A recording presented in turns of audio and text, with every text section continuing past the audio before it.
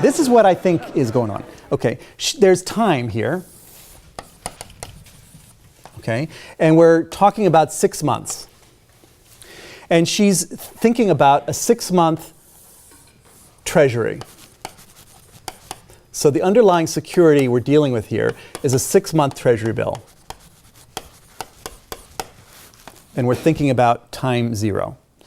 Okay, what is a treasury bill? A treasury bill is a promise to pay a certain amount of money 6 months from now, and there's no coupon payments or anything like that in the middle to worry about.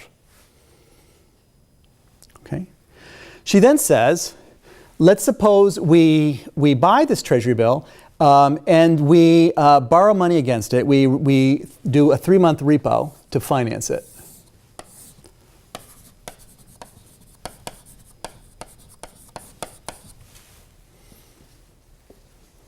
Okay.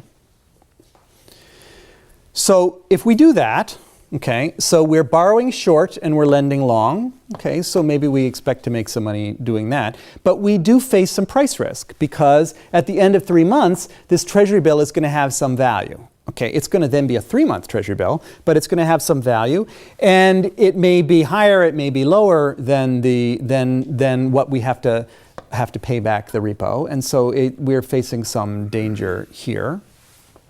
But we could protect ourselves by doing a short futures position.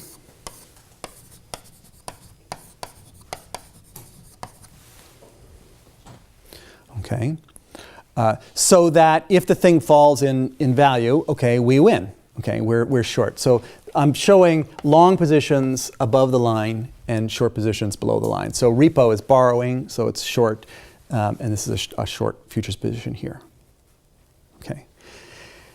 Now the reason this is, and then she says, okay, so fine, let's do all of this, and then let's calculate the profit that comes from this. Okay. But why should there be any profit that comes from this? Okay, because you've just gotten rid of all. You have a long position and you have an equal and opposite short position, and they should cancel. And why is there any profit here at all? Okay, and yet apparently sometimes there is. Let's think about this in a way that now connects up with the lecture a little bit more. If you think about a long position in a treasury bill and a short position in a repo, like this, okay, this is actually a forward contract. This is a synthetic forward contract because we saw that on the balance sheets, right? When you have a 6-month loan and a 3-month deposit, okay, that's sort of what you have here. So this is really like long forward and short futures for the same term. Okay, but that doesn't help us because once again, well, that just says, shouldn't these things be the same price? And if they are, there'll be no arbitrage profits. So this again points to, this problem here. Okay, that there's a wedge. There's a wedge, and we need to understand what that wedge is. Empirically, there seems to be a wedge. What is the source of that wedge? So let's use some of our formulas here. So this is our futures formula here. If this formula held,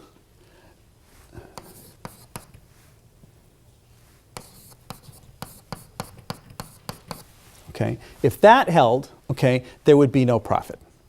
Okay, so this is full carry pricing. She calls this full carry pricing.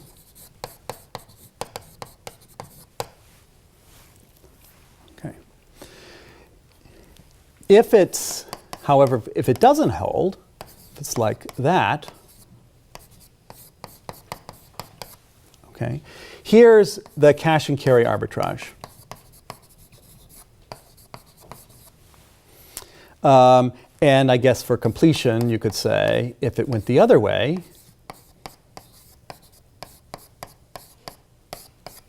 it would be reverse cash and carry.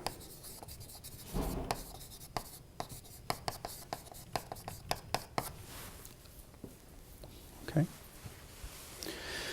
So if it's like this, okay, then long forward, short futures, you make money. Cash and carry arbitrage. Okay. If it's like this, you just want to reverse that. You want to be short forwards and long futures. Okay, in order to do that.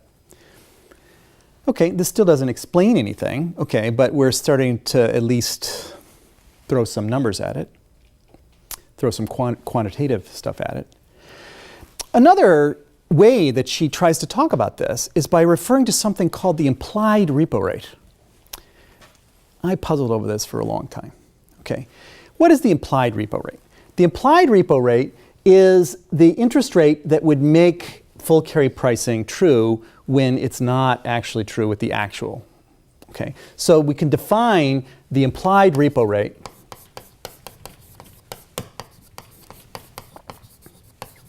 is rho. Rho is the Greek R, okay? And it just is defined by that equation here where we use rho instead of, okay? So if we let that be so, if we define rho in that way, you can see just by here that this is a case where rho is greater than R, and this is a case where rho is less than R.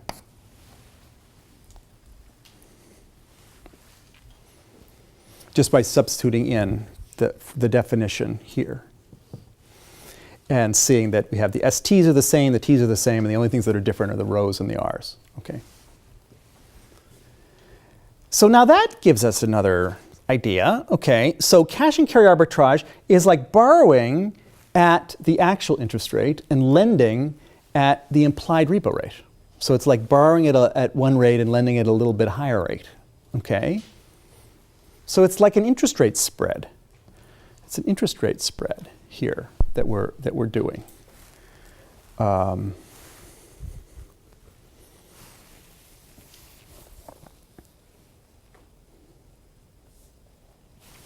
don't know, more algebra, more quantitative. Still, why would it be greater than this? What's the issue?